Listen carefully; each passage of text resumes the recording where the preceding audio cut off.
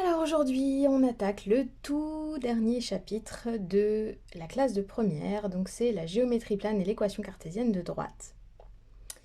Pour cela, on va étudier donc le chapitre précédent qui concernait tout ce qui était la normalité de vecteurs, les vecteurs normaux, le produit scalaire, tout ça, tout ça. Bon, donc à bien maîtriser le chapitre d'avant avant de commencer celui-ci. Vecteur normal à une droite. Donc le vecteur directeur, donc ces deux propriétés-là, c'est des rappels. Le vecteur directeur d'une droite, c'est le vecteur donnant la direction de la droite. Jusqu'à là, rien de nouveau. Et tout vecteur collinaire au vecteur directeur est également vecteur directeur de la droite. Et donc là, je vais faire un dessin, mais je vais avant prendre une règle. Voilà. Donc si vous n'avez pas de règle, ben, il va vous en falloir pour compléter le PDF. Donc si vous avez une droite comme ça, et donc vous avez son vecteur directeur qui est comme ça.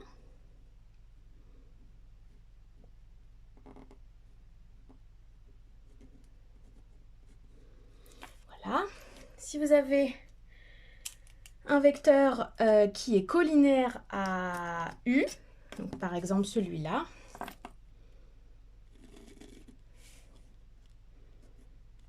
voilà, V. V et U sont collinaires et V peut être également considéré comme un vecteur directeur de la droite, puisqu'un vecteur dans le plan est mobile, c'est-à-dire qu'il n'est pas fixe dans le plan comme peuvent être une droite et un point.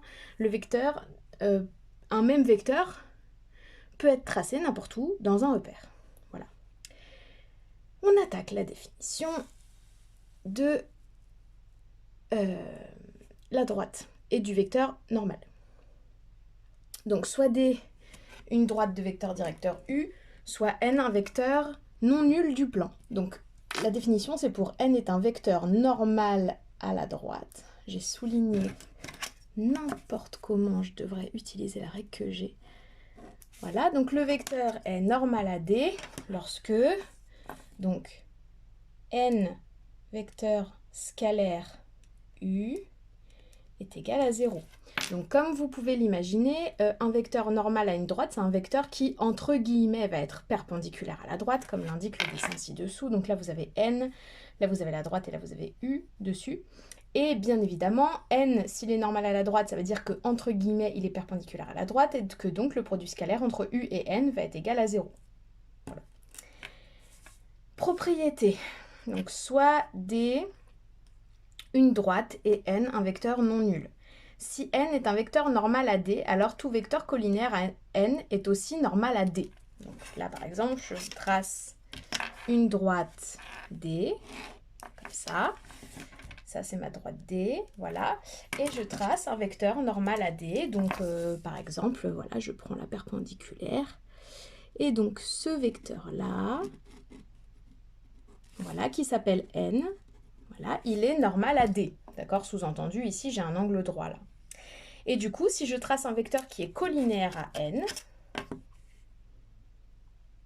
donc ça, c'est votre fameuse propriété qui vous dit que, M, on va l'appeler, voilà. C'est votre fameuse propriété de cinquième qui vous dit que lorsque vous avez deux droites parallèles, toute droite perpendiculaire à l'une et perpendiculaire à l'autre, et ben c'est très exactement la même propriété, mais juste dans les vecteurs. Voilà. Et la deuxième partie de la propriété, c'est tout vecteur normal à D est orthogonal à tout vecteur directeur de D. D'accord? Donc là, si vous tracez une droite ici,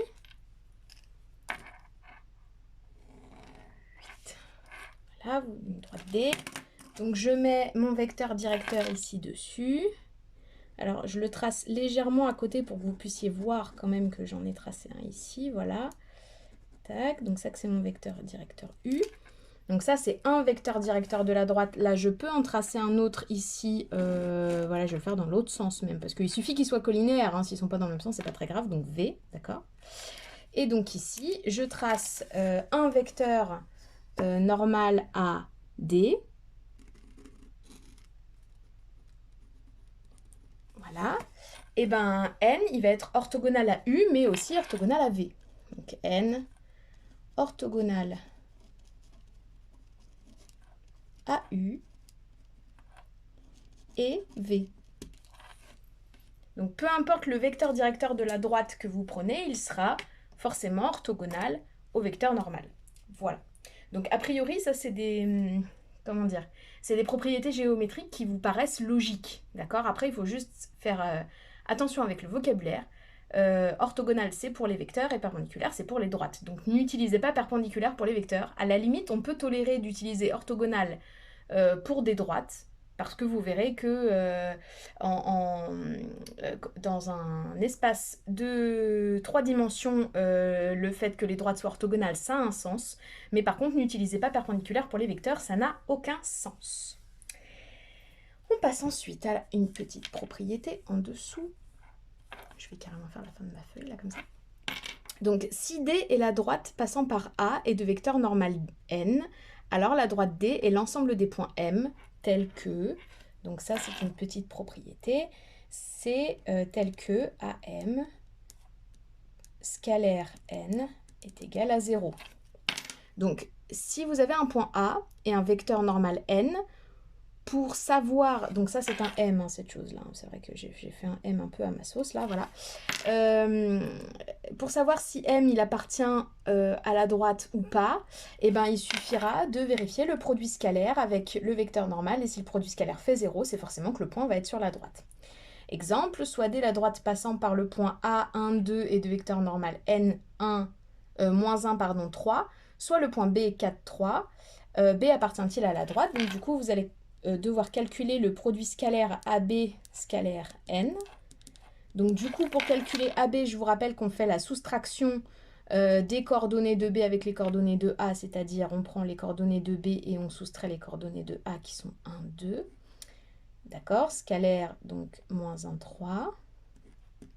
Ça nous donne donc 3, 1, scalaire, moins 1, 3.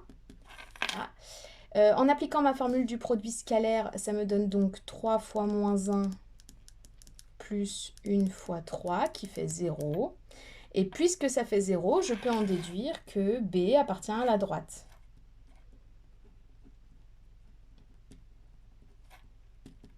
D'accord? Si ici j'avais obtenu un chiffre différent de 0, et ben B ne serait pas retenu. Voilà, je me recommence. B n'aurait pas été sur la droite. Voilà. Donc on vient de faire la caractérisation, on va dire, vectorielle de l'équation d'une droite, mais on va voir aussi et surtout qu'il existe une autre forme d'équation de la droite, qui est ce qu'on appelle l'équation cartésienne. Donc jusqu'à maintenant, vous ne connaissiez pour la droite que l'équation réduite y égale ax plus b. Nous allons ici parler d'une autre manière de caractériser une droite, l'équation cartésienne.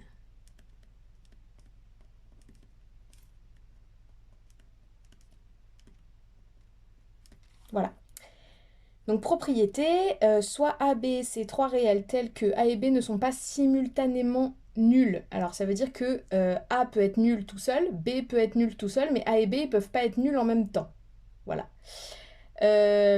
Donc une droite D a pour équation cartésienne, donc ça c'est l'équation cartésienne, d'accord? Vous essayez de retenir, vous mettez un petit cœur à côté pour essayer de retenir, voilà. Si et seulement si, donc du coup il faut que n, le vecteur n AB, est normal AD. Donc si le vecteur constitué des deux premiers coefficients est normal à la droite, et ben ça veut dire que ça c'est une équation cartésienne de la droite. D'accord? Donc pour trouver une équation cartésienne à partir du vecteur normal, du coup, je vous ai mis un petit exemple en dessous pour vous faire un peu la méthodologie. Donc du coup, pour trouver l'équation de la droite de vecteur normal 4 moins 1 et passant par le point 1, 3, donc du coup, vous dites que n 4 moins 1 est normal AD. Donc, bah déjà, l'équation de votre droite D, d'accord, c'est 4x plus moins 1y plus c égale 0. Vous pouvez déjà remplacer le A et le B de votre équation par 4 et moins 1, et vous avez déjà fait le début. Et donc le point par lequel passe la droite, ça va vous servir à trouver C. Donc 1, 3 appartient à la droite. Donc ça veut dire que comme il appartient à la droite, ce point, quand vous allez remplacer x et y par les coordonnées du point, et ben ça va vous donner 0. Donc du coup, je sais que 4 fois 1 plus moins 1 fois 3 plus c, ça fait 0. Et donc il ne me reste plus qu'à calculer et à résoudre l'équation pour trouver à quoi est égal à c. À quoi est égal c, pardon. Donc ça plus moins 3 plus c égale 0. Donc vous avez 1 plus c égale 0. Donc vous avez c égale moins 1, je le mets là. Et donc l'équation de D, c'est 4x moins y moins 1 égale 0. Voilà. Donc ça, j'espère que c'est compris pour l'équation cartésienne d'une droite. A priori, il est possible qu'on vous demande de vérifier un produit scalaire d'abord pour vérifier que n est bien un vecteur normal de votre droite. Mais du moins, après, c'est cette méthode-là qu'il faudra appliquer pour trouver l'équation cartésienne de la droite. Donc, mis à part l'équation cartésienne de la droite, on va également voir l'équation cartésienne d'une parabole. Donc normalement, parabole, c'est un mot qui vous parle, un mot que vous avez déjà entendu précédemment, puisque ce sont la caractérisation, enfin c'est la caractérisation graphique d'un polynôme de degré 2. Donc soit a, b et c, trois réelles données a étant non nul, soit f une fonction polynôme de degré 2 définie pour tout réel x par f de x égale à x au carré plus bx plus c. La courbe représentative de la fonction est une parabole. Cette courbe admet pour axe de symétrie la droite d'équation, donc x égale moins b sur 2a, ça normalement on l'a un peu vu quand on a fait le tout premier chapitre de l'année, parce que c'est le point bas de votre sommet, point bas ou point haut d'ailleurs, votre minimum ou maximum local de votre parabole. Et donc le sommet, il est de coordonnées moins b sur 2a, point virgule, f de moins b sur 2a. Voilà, ça ce sont les coordonnées de la droite qui fait un axe de symétrie et les coordonnées du sommet de votre parabole. Voilà. Donc, pour rappel, la forme canonique d'un polynôme de degré 2 f de x égale ax au carré plus bx plus c égale 0 est, donc la forme canonique c'est a facteur de x moins b sur 2a, donc j'aurais pu mettre x plus b sur 2a, ça revient au même, hein. Ça plus f de moins b sur 2a. Voilà. C'est très exactement ça, la forme canonique que nous avons normalement vue dans le premier chapitre de l'année concernant le delta solution, les polynômes de degré 2 et tout ça et tout ça. Alors, exemple, c'est là où ça va devenir un petit peu, voilà. Alors, trouver la forme canonique de ce polynôme-là. Alors, je ne sais plus du tout si on avait fait un exemple, mais ça, c'est une démonstration qui est plutôt exigée en terminale plutôt qu'en première. Mais comme vous êtes très chaud, très intelligent, tout ça, je me permets quand même de faire la démonstration pour les plus à l'aise en maths d'entre vous. Voilà. Donc, on est attentif. Pour trouver la forme canonique de 2x au carré plus 12x plus 11, on calcule déjà moins b sur 2a. Donc, du coup, je sais que ça c'est a, ça c'est b, et ça c'est c, d'accord? Je calcule moins b sur 2a. Moins b sur 2a, c'est donc moins 12 divisé par 2 fois 2, c'est-à-dire moins 12 sur 4, c'est-à-dire moins 3. Je sais que mon moins b sur 2a, c'est moins 3. Du coup, qu'est-ce que je fais? Je calcule l'image de moins 3 par ma fonction. F de moins 3, f de moins 3, c'est donc 2 fois moins 3 au carré. Plus 12 fois moins 3 plus 11, je vais mettre les parenthèses.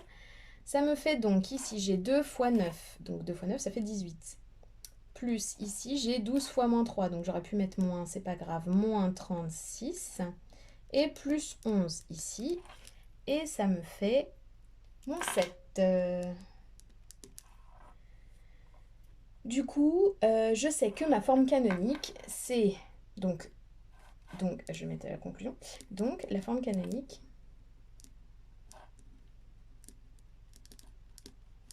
est...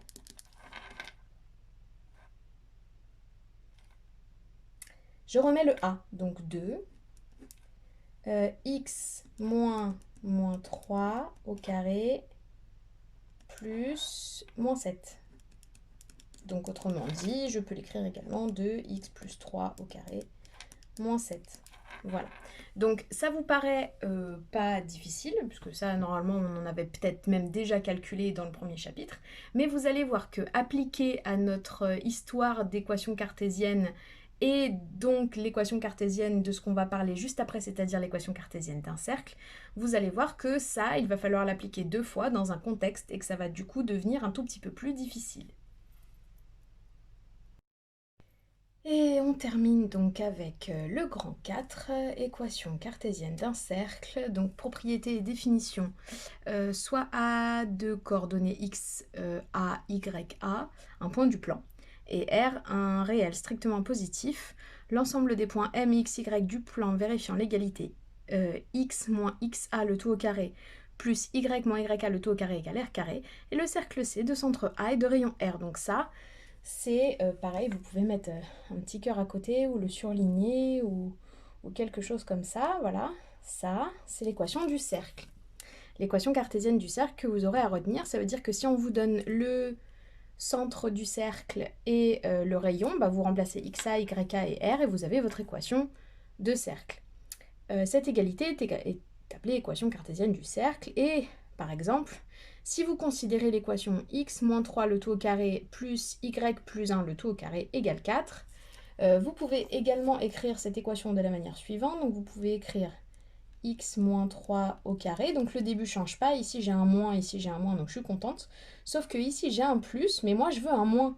Donc du coup, pour faire apparaître un moins, vous allez devoir écrire y moins 1 au carré égale, et là vous voulez un truc au carré, donc qu'est-ce qui au carré fait 4? Et bien c'est 2, donc 2 au carré. Ça veut dire que le centre du cercle va être 3 moins 1, puisque je vous rappelle que c'est ce qu'il y a derrière le moins que vous allez prendre pour faire le centre du cercle. On avait déjà étudié du coup avec la forme canonique le fait que c'est pas ce qu'il y a dans la parenthèse qui compte, mais c'est l'inverse de ce qu'il y a entre guillemets dans la parenthèse. Donc 3 moins 1 et de rayon 2. Voilà.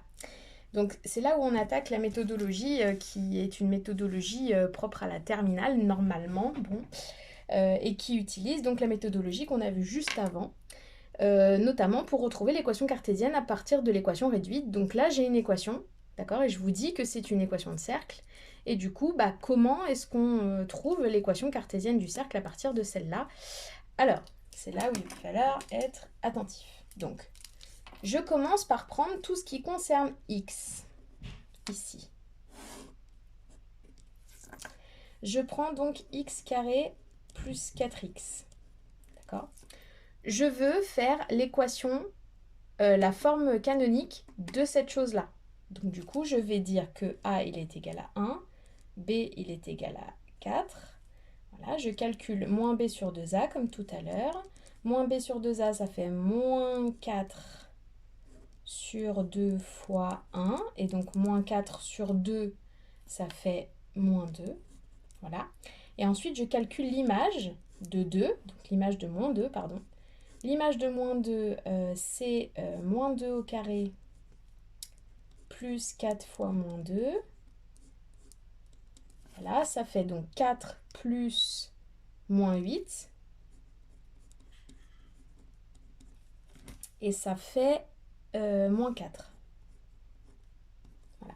Donc je sais que mon x au carré plus 4x, ça s'écrit donc a, c'est-à-dire 1. Donc 1, je ne le mets pas, hein, si vous voulez, je le mets, mais voilà. 1, donc x moins 2 au carré, moins 4. Parce que c'est plus f de a, donc je mets plus moins 4 si vous préférez, voilà. Voilà. Ça, c'est la forme canonique de mon premier premier. Voilà. Après, je prends tout ce qui est rapport à y, ici. Et je fais très exactement la même chose ici. Donc j'ai y au carré moins 10y. J'ai donc mon a qui est égal à 1 et mon b qui est égal à moins 10. D'accord? Donc quand je fais moins b sur 2a, ça me donne moins 10 sur 2 fois 1, qui me donne 5. Et ensuite, je calcule f de 5. Donc f de 5, sous-entendu, ça c'est f. Hein, d'accord? Je remplace les y par 5. Ça me fait 5 au carré moins 10 fois 5. Donc parce que je remplace les y ici par 5. Et ça me fait donc 25 moins 50, qui me fait moins 25. D'accord? Et du coup, ma deuxième que je vais mettre à la suite, là, ma deuxième équation cartésienne, c'est donc 1, toujours mon a, y moins 5 au carré, plus moins 25. D'accord? Ça, c'est ma deuxième équation cartésienne. Et après, il y a juste, bah, du coup, je vais prendre du bleu, il y a juste le moins 37 ici qui est à la fin et que je rajoute au bout. Vous voyez, égal 0. Voilà. Donc là, j'ai trouvé en grosse partie mon équation cartésienne parce que déjà, vous voyez que là, j'ai le x, entre guillemets, x plus 2 là, au carré qui est apparu et ici, le x moins 5, y moins 5, pardon, qui est apparu. Donc du coup, je dis que c'est x plus 2 au carré plus y moins 5 au carré. Donc bien évidemment, vous penserez à mettre des couleurs, hein, évidemment. Et donc ici, j'additionne tout le reste. Enfin, tout le reste, je l'additionne. Ça veut dire que ici, je fais moins 4, moins 25, moins 37. Et ça me fait moins 66 égale 0. Et du coup, il vous reste une seule ligne à faire. Voilà, c'est x plus 2 au carré plus y moins 5 au carré égale 66. Et vous avez trouvé votre équation cartésienne. Le centre du coup de votre cercle, ce serait moins 2, 5. D'accord? Donc en gros, c'est les deux alpha sous-entendus que vous avez trouvés ici. Et le rayon, ce serait la racine de 66. Voilà. Voilà comment, du coup, vous êtes censé trouver une équation cartésienne de cercle à partir de l'équation réduite. Voilà, ça c'est une méthode que normalement on voit en terminale et du coup je ne poserai pas, enfin si je vous avais eu en cours, j'aurais pas posé énormément d'exercices, j'aurais peut-être mis un petit bonus pour faire cette démonstration parce que clairement c'est plutôt d'un niveau terminal que d'un niveau première, voilà, bon, parce qu'il y a beaucoup d'informations. Alors on termine, hop, voilà. Donc remarque, en considérant un cercle de diamètre AB, n'importe quel point M sur le cercle formera un triangle ABM rectangle en M. Ça, on avait revu cette propriété-là quand on avait corrigé les exercices dans le chapitre précédent. Cette propriété entraîne, vectoriellement parlant, une égalité de la forme MA scalaire MB égale 0, puisque vous avez un angle droit en M, que l'on pourra éventuellement utiliser pour trouver l'équation du cercle. Alors du coup... si vous considérez un cercle ayant pour diamètre AB où A égale 1 et B égale 5 moins 2, pour déterminer son équation, il y a deux méthodes possibles. Donc d'une part en utilisant le milieu et le rayon. Donc normalement vous savez que le milieu I par exemple, le milieu I de AB, et bien du coup on fait la somme des coordonnées divisées par 2.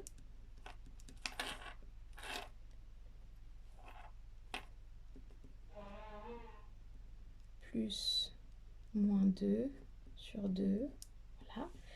C'est 6 sur 2, 3 et moins 1 demi. Voilà, donc ça, milieu de AB et donc centre du cercle.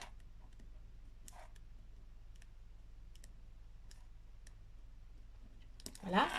Et pour calculer le rayon, bah, il suffit de calculer la moitié de la longueur AB. D'accord, donc 1 demi de AB. C'est 1 demi de la racine. Et donc du coup, vous vous rappelez, pour calculer la longueur AB, il suffit de faire 5 moins 1 au carré plus moins 2 moins 1 au carré. Ce qui fait donc 1 demi, 2, 8. Donc ça fait 4 au carré, ça fait 16. Et ici, ça fait moins 3 au carré qui fait 9. Donc ça fait 1 demi de la racine de 25, c'est-à-dire 5 demi, c'est-à-dire 2,5. Et donc ça veut dire que le rayon de votre cercle est 2,5. Voilà. Donc ça, c'est la partie que je considère comme étant la plus simple, parce qu'elle n'utilise que deux formules qui sont les premières formules que vous avez vues en seconde, d'accord? Mais pour, entre guillemets, crâner et paraître un peu plus classe, et ben, du coup, vous pouvez simplement dire que la caractérisation du cercle vectoriellement, c'est donc MA scalaire MB est égal à 0. Et donc, si vous prenez le point M, qui est de coordonnées XY, d'accord? Donc après, je ne l'ai pas dit, mais ici, comme vous avez... Je ne l'ai pas dit, mais ici, comme vous avez le rayon et le centre, et ben du coup, vous remplacez simplement dans votre équation tout là-haut, là, et puis du coup, vous avez l'équation cartésienne du cercle, d'accord? Bon, là, je fais juste la deuxième méthode pour qu'on puisse en finir. Du coup, le vecteur MA, c'est 1 moins X, 1 moins Y, d'accord? Et le vecteur MB, c'est 5 moins X et moins 2 moins Y. Et c'est égal à 0. D'accord? Donc du coup, ça fait donc 1 moins X fois 5 moins X plus 1 moins Y moins 2 moins Y, et c'est égal à 0. Je vais tracer un petit trait vertical, parce que je vais le faire en deux parties sûrement, pour ne pas avoir à prendre une autre feuille. Du coup, je développe tout. Ici, ça me donne 5 moins 5x moins x plus x carré plus moins 2 plus 2y moins y plus y carré. Alors, est-ce que je me suis pas trompée quelque part? Non, ça doit être bon. Ça, et donc c'est égal à 0. Voilà.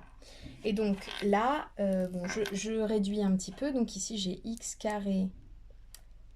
Ensuite, ces deux trucs-là, ça fait moins 6x plus y carré. Si je fusionne ces deux-là, ça fait plus y.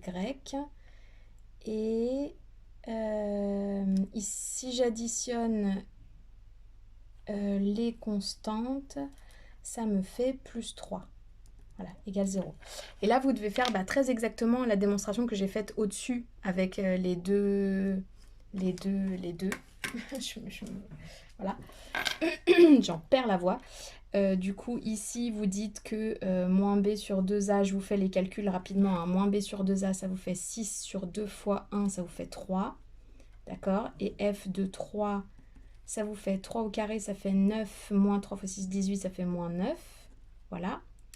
Et donc, cette partie-là que je vais marquer au-dessus, elle est égale à x moins 3 au carré moins 9. Voilà. Et après, donc, je fais la même chose pour la partie ici en rouge. J'ai moins b sur 2a, ça fait moins 1 sur 2 fois 1. Ça fait moins 1 demi. Voilà. Et je fais f de moins 1 demi. Ça vous fait moins 1 demi au carré, ça fait 1 quart. Moins 1 demi. 1 quart moins 1 demi, ça fait moins 1 quart. Et donc, je mets plus y plus 1 demi, parce que vous savez c'est moins 1 demi, vous voyez là, au carré, moins 1 quart, voilà, et je rajoute mon plus 3 qui n'avait pas bougé, voilà, et du coup ici, j'ai donc x moins 3 au carré plus y plus 1 demi au carré, et donc là si je fais moins 9 plus 3, ça fait moins 3, et moins 3 moins 1 quart, ça fait moins 13 quarts. Je fais ça de tête. Hein. Je pétouche. Et donc, du coup, ça me fait x moins 3 au carré plus y plus 1 demi au carré. Mais non, je fais n'importe quoi. Ici, c'est moins 9 plus 3. Donc, ça fait moins 6. Et donc, ici, ça fait moins 25 sur 4. Andouille que je suis. Pardonnez-moi. Et donc, ça fait 25 sur 4. Et donc, du coup, ça me donne bien le centre. C'est 3 moins 1 demi. Voilà. Et le rayon, c'est racine de 25 sur 4, c'est-à-dire 5/2, c'est-à-dire 2,5, ce qu'on avait très exactement trouvé avant. Et donc du coup, peu importe la méthode que vous utilisez, vous êtes censé trouver le même centre, le même rayon, et vous n'avez qu'à remplacer dans cette formule-là pour trouver l'équation cartésienne. Voilà.